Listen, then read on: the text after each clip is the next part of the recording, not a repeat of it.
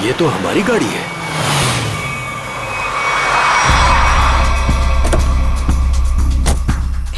ये तो टीना और आकाश की गाड़ी है। Oh my God! आकाश, टीना, बच्चे नहीं है। मैं एक बार फिर से फोन करता हूँ। गाड़ी यहीं पर है तो दोनों बच्चे भी यहीं पर होने चाहिए। कैसे डरावनी जगह है, कितना घना जंगल है ये। पता नहीं टीना और आकाश को यहाँ गाड़ी रोकने की क्या जरूरत थी। दोनों में से किसी का भी फोन नहीं लग रहा है। लूटपाट का मामला तो नहीं लगता है भाई साहब। बच्चों को सारा सामान गाड़ी में ही है।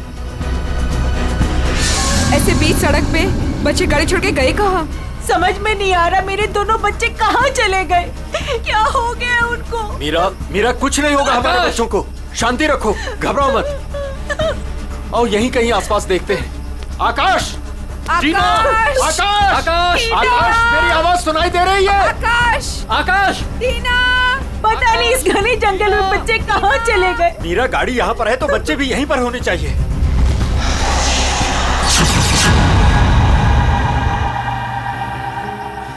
भाई साहब, कहीं कोई कुछ भी नहीं है वहाँ। यहाँ पर भी नजर नहीं आ रहा है। सन्नाटा।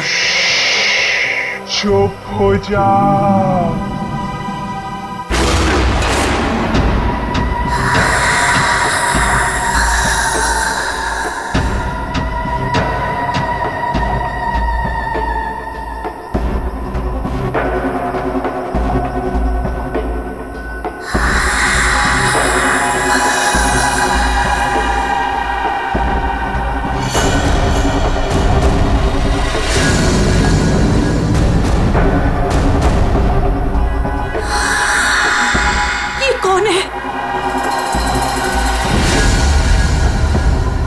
कौन हो तुम? कौन हो तुम? जाओ, जाओ यहाँ से। बोलो, आवाज बिल्कुल नहीं, वरना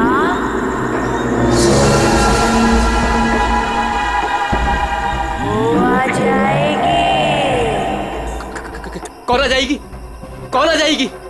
वही आएगी जो अपना सर हाथ में लेकर घूमती है।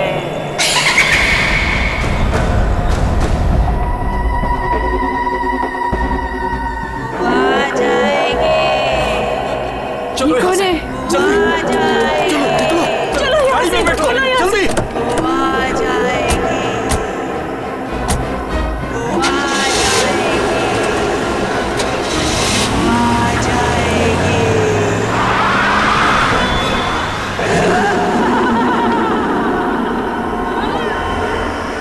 जाएगी।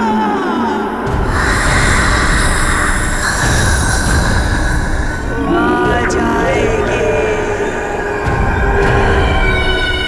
आ जाएगी।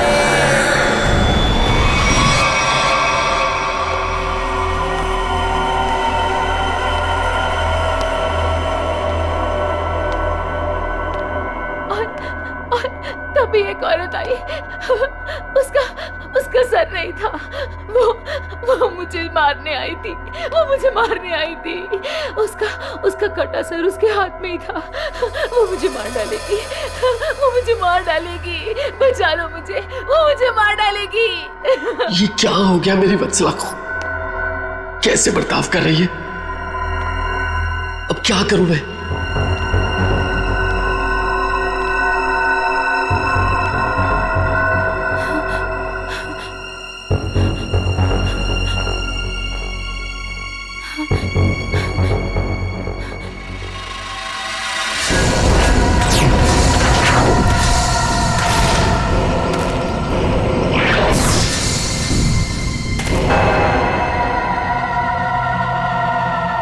सर,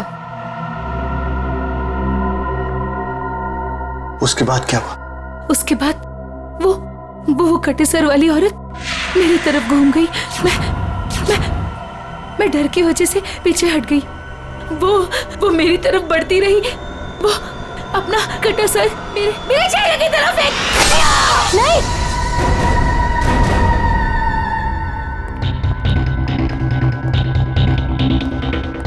डॉक्टर साहब, क्या हुआ है मेरी वाइफ को? मिस्टर नमित, देखिए ना डॉक्टर साहब के साथ क्या किया वत्सला जी ने। 10 इंजेक्शन दे चुका हूँ शांत करने के लिए, लेकिन कोई असर ही नहीं हो रहा। लेकिन हुआ क्या है वत्सला को? इनका दिमाग एक सरकटी औरत के बारे में सोच रहा है। उसकी चाल डाल, उसका रवैया और पता नहीं क्या क्या इसके दिमाग में घुस गया है। Oh my God!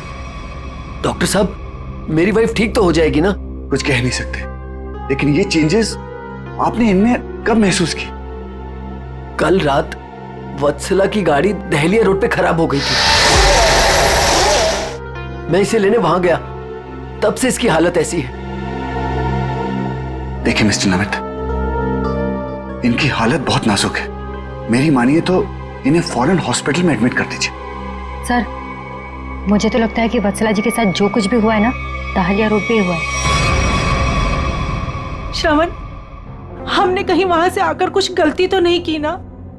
अब हमारे बच्चे कैसे मिलेंगे? मुझे तो लगता है उस खूनी औरत ने कुछ कर दिया है टीना और आकाश को। भाई साहब, मुझे लगता है कंप्लेंट लिखवा देनी चाहिए। पता नहीं बच्चे किस हाल में होंगे। उमेश, मैं तो कहता हूँ हमें सीआईडी को फोन करना चाहिए। मैं करता हूँ भाई साहब।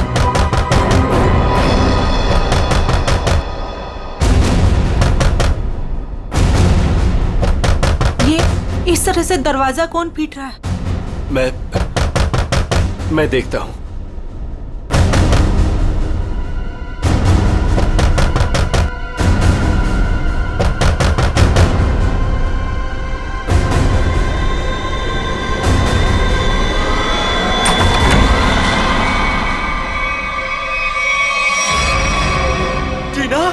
टीना बेटा, टीना बेटा, टीना बेटा, ये क्या हो गया? क्या हो गया? किसने किया बेटा? ये किसने किया? टीना, भाई साहब, इसकी हालत तो बहुत खराब है। इसे हॉस्पिटल ले जाना होगा। मैं गाड़ी निकालता हूँ भाई साहब। टीना बेटा कुछ तो बोलो। आकाश कहाँ है? आकाश भैया को बचा लो। बचा लो मतलब? क्या हुआ है आकाश को? टीना बेटा, टीना आंखें खोलो बेटा, आंखें खोलो बेटा, आंखें बंद मत कर बेटा। टीना, क्या हुआ तुम्हें? वो गाड़ी हमें रोक रही है माँ।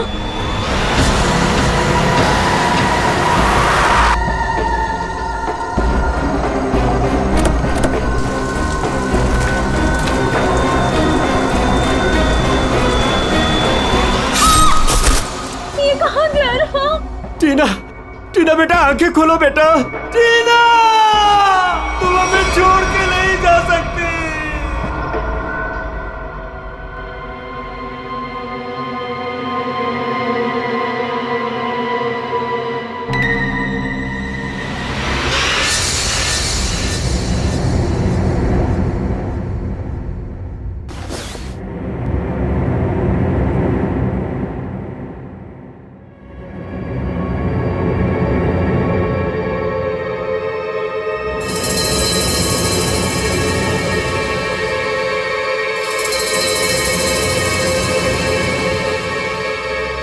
नहीं डॉक्टर साहब, मैं अपनी वाइफ को किसी भी हॉस्पिटल में एडमिट नहीं करने वाला।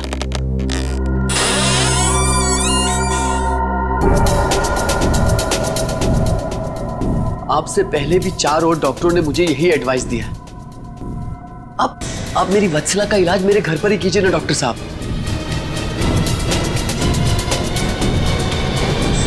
मैं अपनी वत्सला को अपने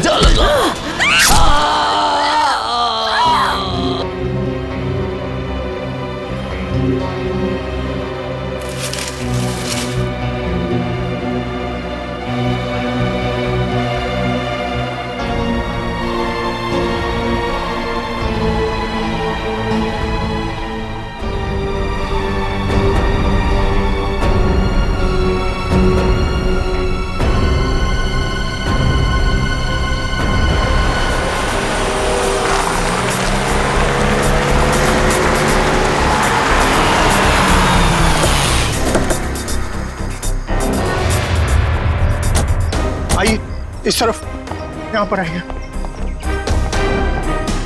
यही घर है ये।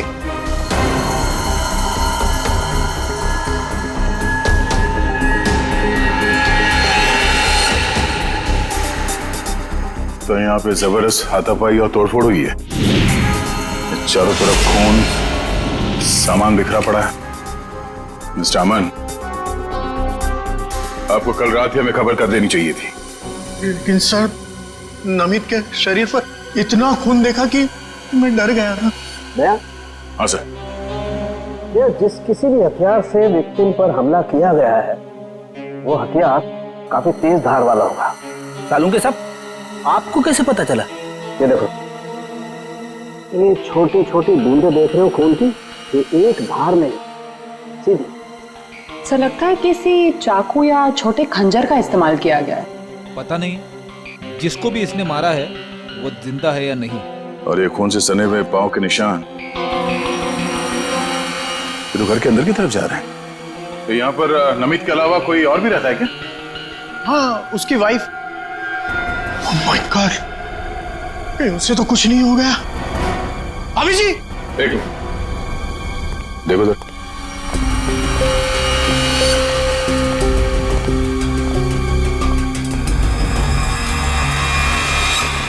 सर, ये पैरों के निशान तो आगे आगे धुंधले होते जा रहे। एक काम करो, इस कमरे को चेक करो।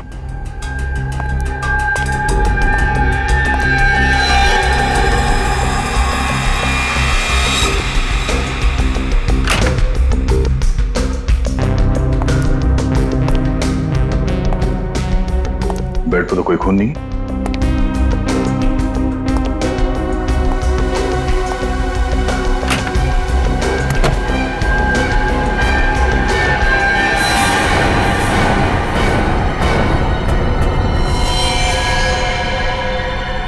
कौन हो तुम?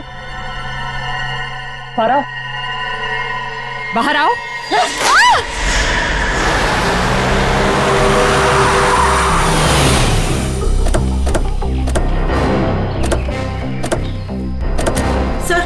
सर यही है मेरी टीना और आकाश की गाड़ी। यहीं पर मेरे बच्चों पे वो मुसीबत आई थी।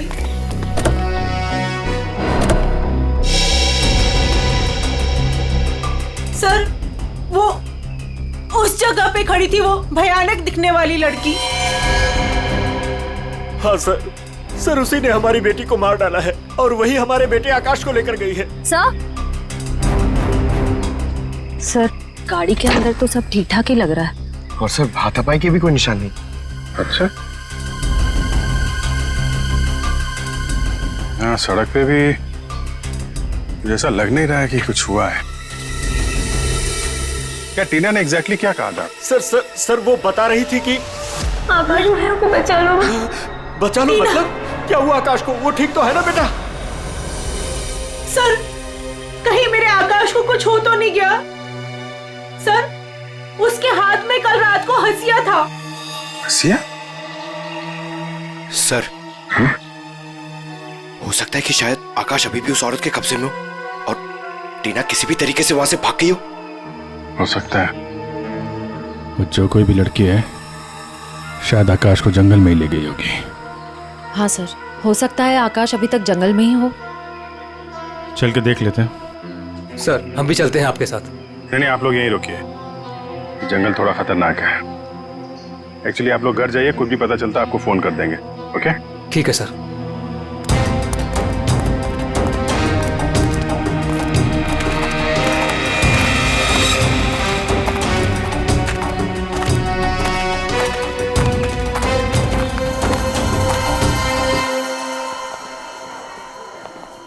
डॉक्टर साहब, वो आदमी कहाँ है जो खून से लथपथ आपके हॉस्पिटल में आया था? सर वो आदमी अंदर है। तो आप होश में है या अभी भी बेहोश है? नहीं, अभी होश तो आ गया है उसे, मगर थोड़ी बहकी बहकी बातें कर रहा है। क्या हम उनसे मिल सकते हैं?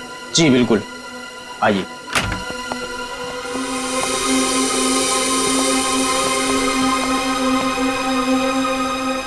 नमित,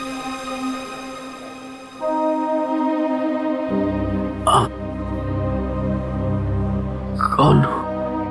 हम लोग सीआईडी से हैं। क्या तुम बता सकते हो कि ये तुम्हारे साथ कैसे हुआ? मार डाला मुझे।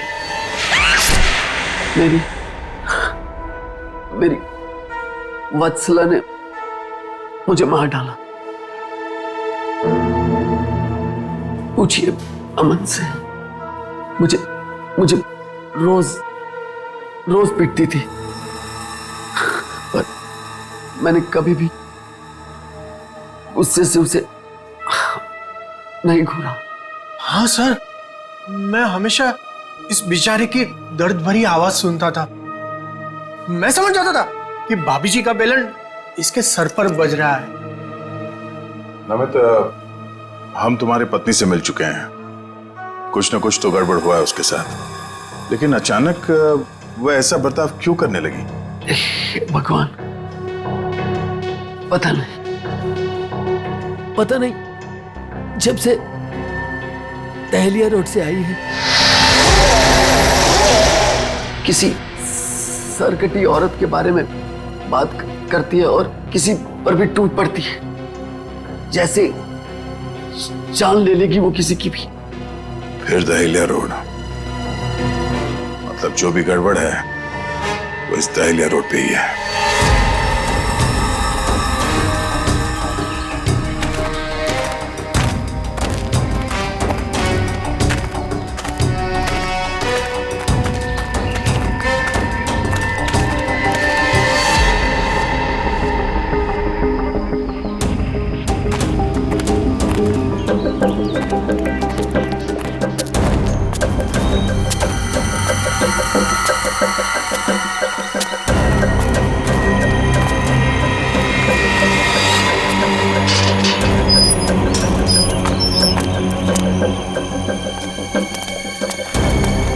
ये तो बिल्कुल हॉरर फिल्म की तरह बंगला है, जंगल के बीच में इतना सुनसान।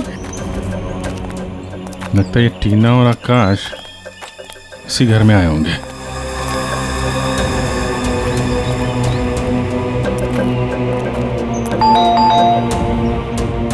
ज्यादा फिल्में मत देखा करो।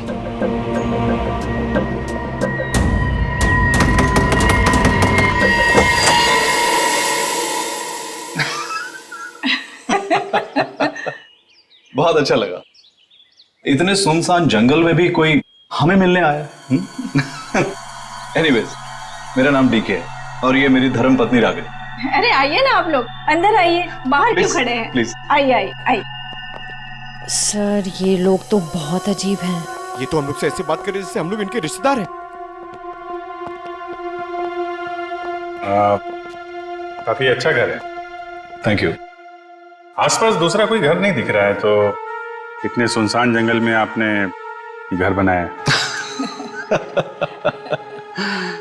बनाया नहीं है सर, खरीदा है। वो क्या है ना कि हम दोनों पति पत्नी एक कलाकार हैं और अपनी सोच के आकार को पूरा करने के लिए हमें शांति और एकांत की सख्त जरूरत रहती है। जी हाँ सर, यही हमारा घर भी है और हमारी दुनिया भी है। और हाँ, आपको एक बात और बताना चाहूंगा। हम लोग रहते जरूर इस सुनसान इलाके में हैं, लेकिन कला के क्षेत्र में हमारा बहुत बड़ा नाम है। अच्छा, कब खरीदा आपने ये घर? बहुत साल पहले खरीदा था। अब तो ध्यान भी नहीं है हमें कि कब खरीदा था हमने। हाँ, ये तो याद होगा कि कल यहाँ पे कौन आया था। हाँ सर, बिल्कुल, लेकिन कल तो यहाँ कोई नहीं आया था सर। ये फोटोज देखिए, ध्यान दीजिए और सोच के बताइए, क्या इन दोनों में से कोई भी कल यहाँ आया था? नहीं मैडम, इनको हमने पहले कभी नहीं देखा।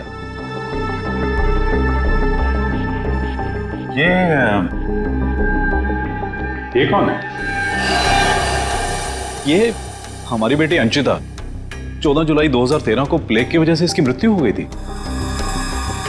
बहुत याद आती है हमें हमारी बेटी की। हम लोग आपसे कितने सारे सवाल पूछे जा रहे हैं, आप नहीं पूछेंगे कि हम लोग कौन हैं और क्यों इतने सारे सवाल कर रहे हैं आपसे? कौन है आप लोग, आप बता दीजिए। हम लोग कौन है घर के अंदर? नहीं, कोई नहीं है। नहीं, कोई है।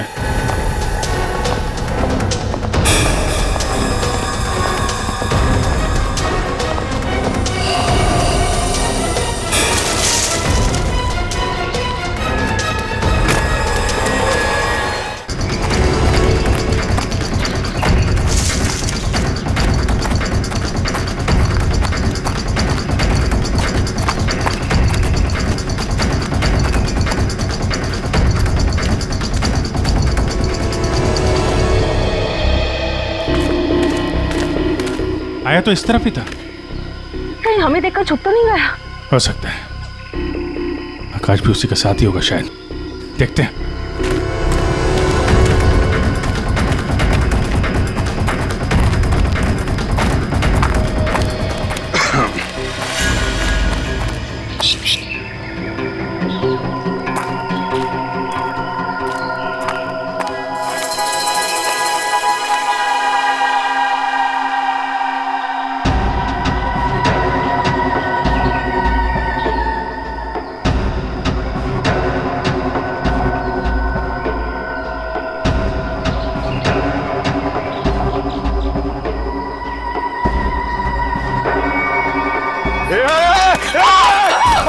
नहीं, फायर नहीं। कर नीचे। कौन हो तुम? क्या कर रही थी उस घर के अंदर?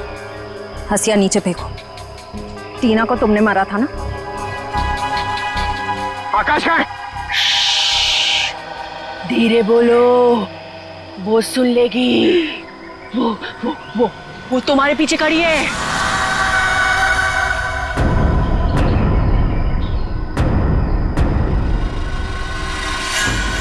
कौन है हमारे पीछे? कोई नहीं है, लगता दिमाग हिला हुआ इसका। क्या दिखा रही है? कौन है पीछे? वो तुम्हारे पीछे बिना सर वाली औरत अपना सर हाथ में लेके दिखा रही है। सर, ये उस सिरकटी औरत की बात कर रही है सर। वत्सला जैसी बातें कर रही है। हमारे पीछे कोई नहीं है। किसकी बात कर रही हो तुम? ऐसे नीचे करो, नीचे रखो। मैं मार दूंगी उसे। मैं मार दूंगी।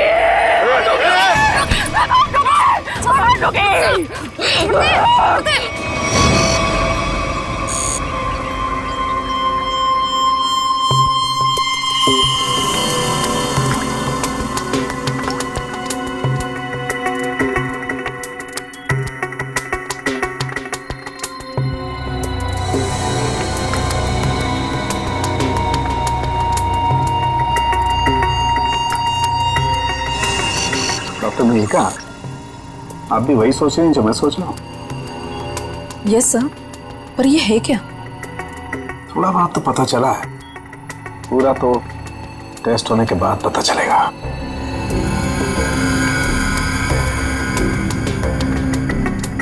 सर, मुझे लगता है कि आप ये कलर एरिया देख रहे हैं। ये ब्रेन टेल की नर्व्स की तरफ आ रहा है। इन दोनों औरतों के दिमाग के साथ छेड़छाड़ी की गई है।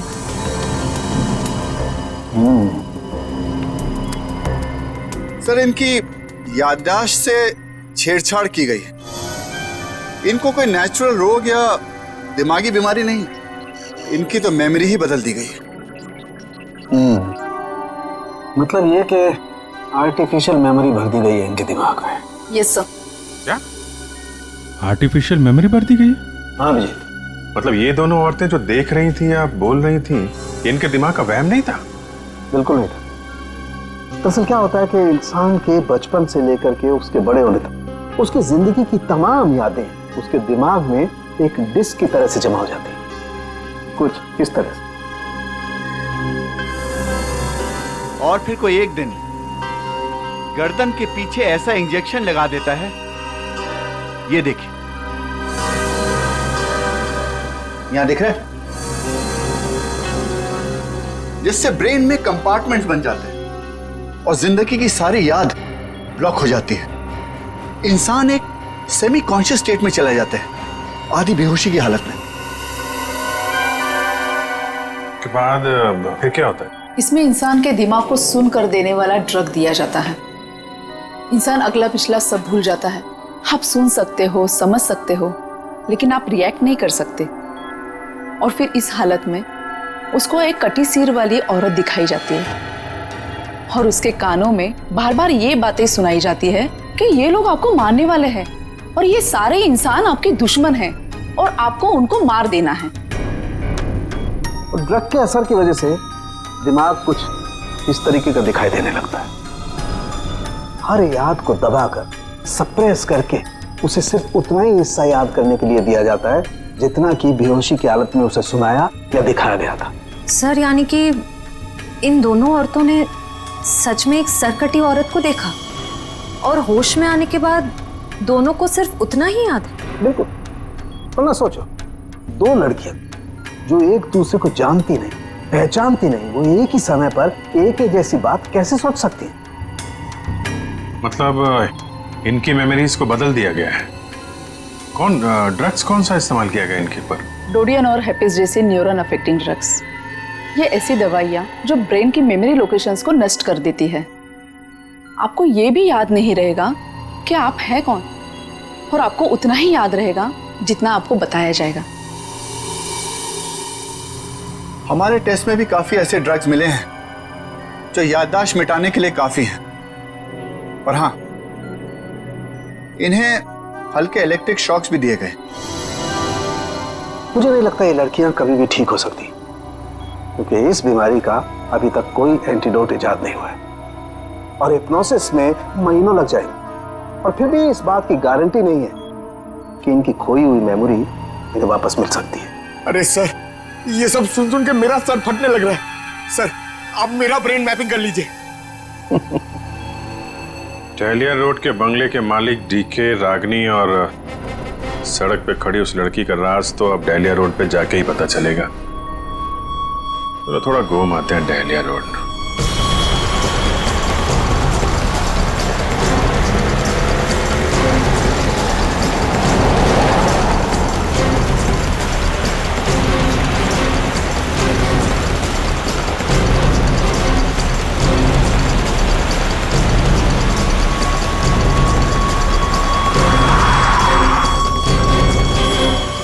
ये हमारी बेटी अंचिता है।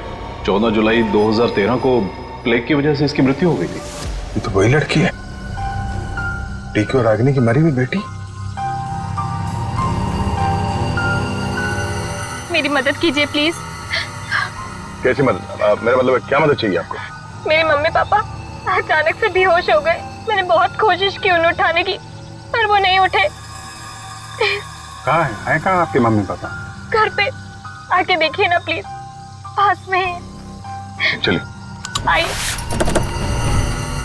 कहाँ पर है? चलिए। अच्छा, इन नाम से कोई भी रजिस्ट्रेशन नहीं? ओके ठीक है, थैंक यू सर। सारे पेंटर्स एसोसिएशन में फोन कर लिया सर, मगर डीके और रागिनी के नाम से कोई भी रजिस्ट्रेशन नहीं। सब कुछ झूठ बोला उसने। मुझे तो लगता है कि उसने अपना नाम भी गलत बताया है। जयवंती, कुछ पता चला? नहीं सर, अभी तक कुछ भी नहीं पता चला। मगर सर, कितने कॉन्फिडेंस से झूठ बोल रहे थे दोनों। लगता है सर अब एक ही रास्ता बचा है, उन्हीं से सच उगलवाना पड़ेगा। नहीं जयवंती, पहले उसकी सारी डिटेल्स निकालते हैं, फिर उठाते हैं उसे। लेकिन सर पता कैसे चलेगा? एक काम करो, डहलिया हाउस में जो उनकी तस्वीरें खींची गई थी उन्हें क्रिमिनल डाटाबेस से और मिसिंग केस फाइल से मैच करवा के देखो, शायद असलियत सामने आ जाए। आइए। यहाँ इतनी रोशनी कम क्यों है? वो घर आबादी से दूर है ना, इसलिए वोल्टेज थोड़ा कम है। ये देखिए। दोनों एक साथ कैसे बेहोश हो गए? कहीं इस लड़की ने तो कुछ नहीं कर दिया?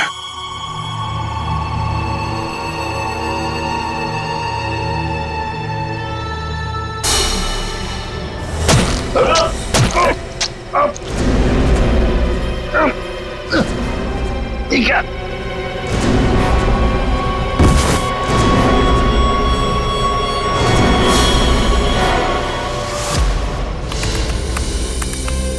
सर, दोनों फोन्स के सिग्नल नहीं मिल रहे हैं। सर, कुछ सेकंड्स पहले तक अभिजीत सर और दया सर का फोन दहलिया रोड पे बता रहा था, लेकिन अभी लोकेशन नहीं दिख रही है। इसका मतलब अभिजीत सर और दया सर को वो रास्ता रोकने वाली लड़की मिल गई। फिर तो डीके और रागिनी की सच्चाई का भी पता चल जाएगा। सर आइए। सर ये है मिसेस साक्षी, उस नकली डीके और इलेश की माँ। नमस्ते। कहाँ है मेरा बेटा? कहाँ है इलेश? ये ऑफिसर कह रहे हैं उसका नाम डीके है, और उसकी एक पत्नी है जिसका नाम है रागिनी। ये कैसे हो सकता है? ये सब झूठ है। जी नहीं, ये सच है। एक छानबीन के दौरान आपके बेटे और उस औरत से मुलाकात हुई हमारी, जो अब डीके और रागिनी बने बैठे, और उसी छानबीन में मिसिंग कंप्लेन से उनकी सच्चाई भी पता चली। मैम, आप हमें बता सकते हैं कि आपके बेटे इलेश ने अपना नाम बदल के डीके क्यों रख लिया? मेरा बेटा अपना नाम क्यों बदलेगा? मुझे इस बारे में कुछ नहीं पता। देखिए माता जी, वो रागिनी उर्फ नीता के साथ में कहीं छुपा हुआ बैठा है। अब ये औरत को जानती है? ये लड़की कौन है और कैसे मेरे बेटे की जिंदगी में आई, मुझे कुछ नहीं पता। देखिए मैडम, उस औरत के माँ बाप तो मर चुके हैं। बस आप ये बता सकती हैं कि जुलाई 2013 से पहले ऐसा क्या हुआ था जो आपका बेटा घर छोड़कर चला गया? नहीं, मेरा बेटा घर छोड़कर नहीं भागा था। हाँ, इलेश दिमागी तौर पर बीमार रहता था, तो एक बड़े साइकोथेरेपिस्ट के पास उसका इलाज चालू था, और उसी थेरेपी की सिटिंग के लिए वो डॉक्टर के क्लिनिक गया था, और फिर वो वापस ही नहीं आया। अच्छा मैम, ये बताइए कि नाम क्या है इस थेरेपी क्लिनिक के डॉक्टर का?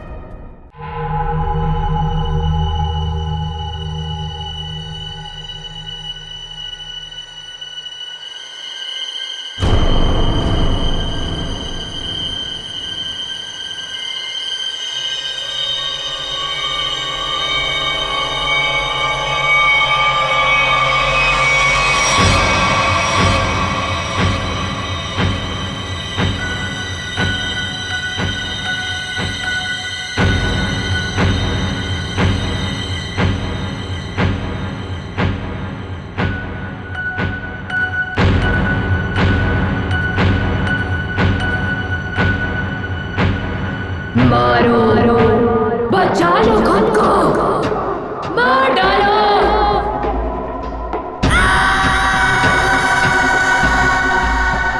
मारो, मार डालो, सब दुश्मन है तुम्हारे। मारो, मार डालो, बचा लो खुद को। मारो, मारो, मार दो, सब दुश्मन है तुम्हारे। उठा लो हथियार, उठा लो हथियार, मार दो। समझ में नहीं आ रहा कि इन सबके पीछे एक डॉक्टर हो सकता है। देखते कहाँ का तार कहाँ जाके जुड़ा है सर। बहुत लंबा जाल फैलाता है सर। आज सारे तार कट जाएंगे इसके।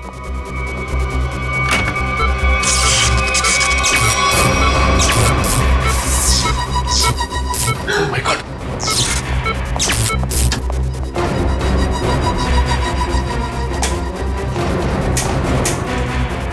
किसने किया ये? बोलो, बोलो किसने किया?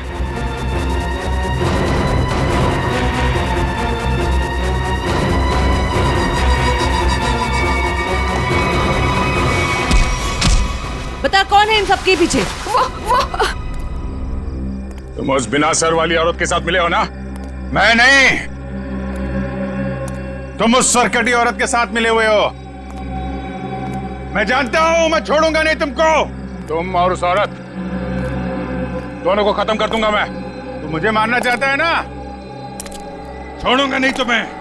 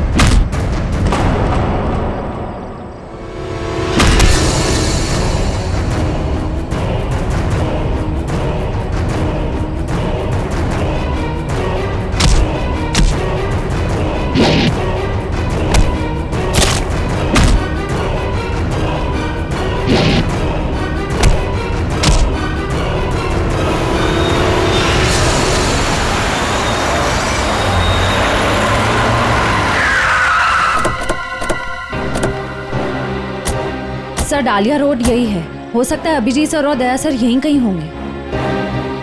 हो सकता है वो डीके और रागनी क्या हो। हम लोग जाके देखते हैं, तुम लोग यहीं रखो, एक डॉक्टर जाना नहीं चाहिए। हाँ ठीक है, चलो आ जाओ।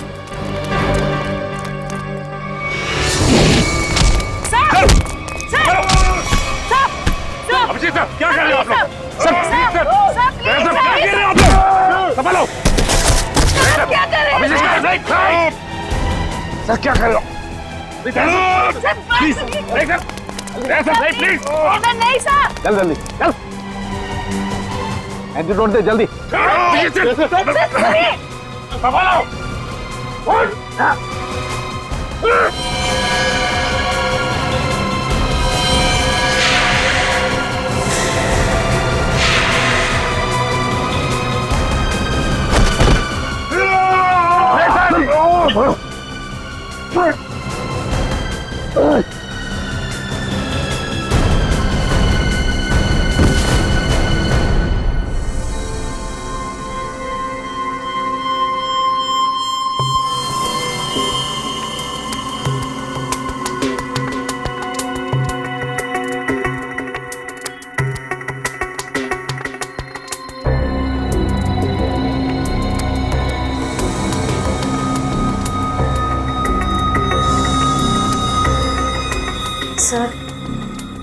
सर सब ठीक तो है ना?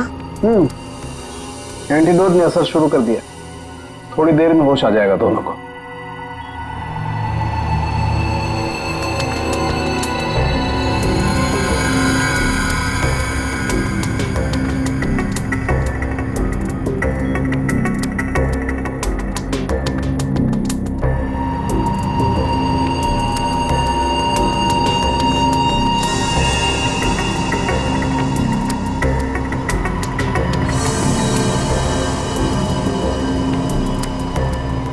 शुक्र मनाओ डॉक्टर सालुंके, अगर ये दोनों ठीक हुए हैं तो सिर्फ मेरी वजह से।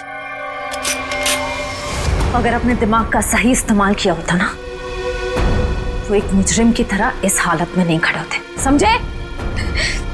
विकास अंकल, आपकी वजह से मैं भी एक मुजरिम बन के रह गई। अभी तो सिर्फ तुम दोनों का गुनाह सामने आया है। जिस दिन तुम दोनों को सजा मिलेगी ना, उस दिन समझ में आएगा कि गलत राह पे चलने का अंजाम क्या होता है।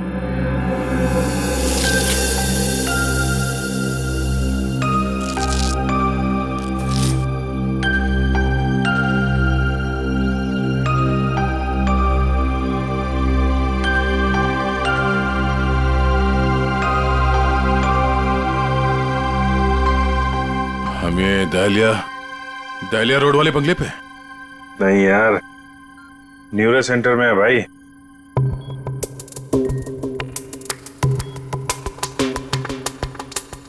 और मुजरिम हमारे सामने खड़ा है।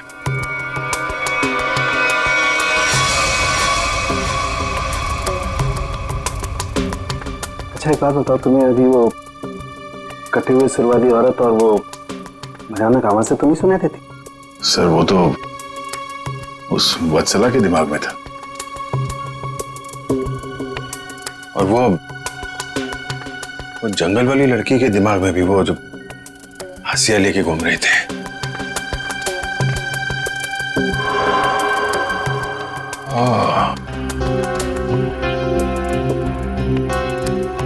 अब समझ में आया, संचिता के माँ बाप ने भी हम लोगों को वो ड्रग्स वाला इंजेक्शन लगा दिया था। हमारे दिमाग में भी ये सारी बातें भरती गई थी। बताओ डॉक्टर विकास, क्यों किया तुमने ये सब? जल्दी बता, वरना हमें तुम्हारा इलाज करना पड़ेगा। क्या बताऊं, डॉक्टर सालुंके ने सब कुछ समझा तो दिया था। मैं दुनिया में तहलका मचाने वाला ब्रेन मैपिंग एक्सपेरिमेंट करना चाहता था। बेहोशी में मैं लोगों को यहां लाता था और उनके ब्रेन से उनकी सोच को निकालकर अपनी सोच भर देता था। जरा सोचो, कितनी ताकत थी मेरे हाथ में। जब वो लोग जागते थे तो उन्हें वही दिखता था और उनके दिमाग में वही ब्रेन की मेमोरी थी जो जो मैंने डाली थी। उनका ब्रेन वही करता था जो मैं कहता था। मतलब कि मैं उनके ब्रेन से सब कुछ करा सकता था। और तुम दोनों ने भी तो वही किया ना। और ये अंशिता, इसने भी गुनाह में तुम्हारा साथ दिया था। मैं इनकी भतीजी हूँ, इन्होंने ही मुझे पाला पोसा। डीके और रागिनी मेरे माँ बाप नहीं है। वो घर, डीके, रागिनी, मैं, ये सारा विकास अंकल का बिछाया हुआ एक जाल था। और आकाश, उसके साथ क्या किया तुम लोगों ने? उसकी ड्रग की डोज ज्यादा हो गई थी, उसे ब्रेन हैमरेज हो गया था। उसकी मौत का मुझे बहुत अफसोस है। तुम्हारे जैसा जीनियस डॉक्टर लोगों के दिमाग का गलत इस्तेमाल करने के चक्कर में गुनहगार बन गया। तुम्हारी खोज इंसानियत के खिलाफ है। कानून तुम्हें इसकी जरूर सजा देगा। शायद फांसी होगी तुम्हें।